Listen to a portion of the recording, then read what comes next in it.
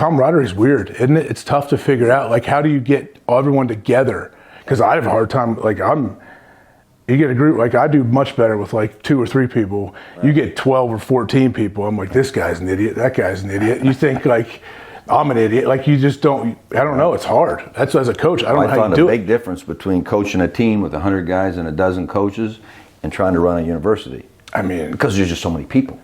How do you? Yeah, like how do you make a difference?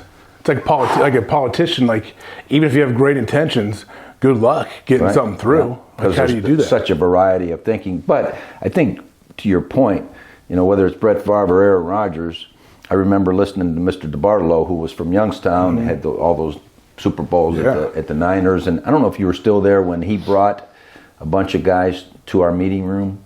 I was He might not. have been gone. One day we got a call, and he was on his way somewhere, and it was in the summer. And so he said, I've never been to Ohio Stadium. And he'd been, all over the world, won 5 Super Bowls or whatever.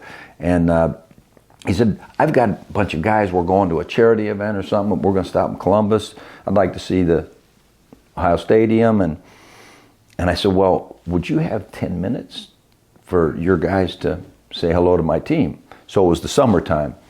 And he said, yeah, we'll do that. And then we'll go out and get some dinner, whatever. And so we called it a team meeting. Well, June something team meeting that the guys thought, oh yeah, what's going on? So somebody's got a problem. Yeah. So the guys were all sitting in there, buzzing. Oh man, who screwed up? What's the problem? Who's getting kicked off the team? Whatever.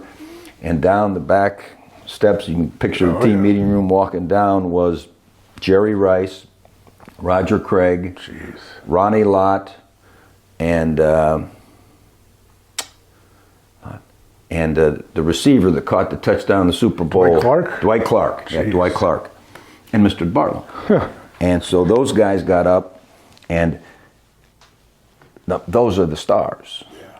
And like Mr. DeBartolo told us, he said, when you got, and Joe Montana, by the way, forgot. Oh, you forgot Joe Montana. Okay. Joe. Yeah. Joe was there.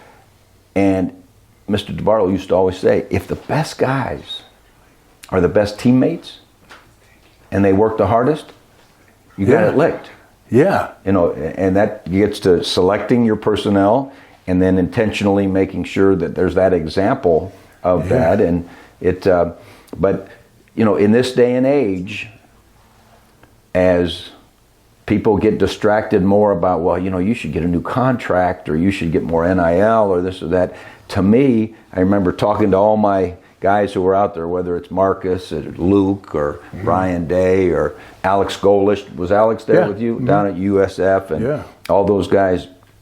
If you think team building and culture was important before, I mean, it is 10 times it's everything more important, now, right? Right?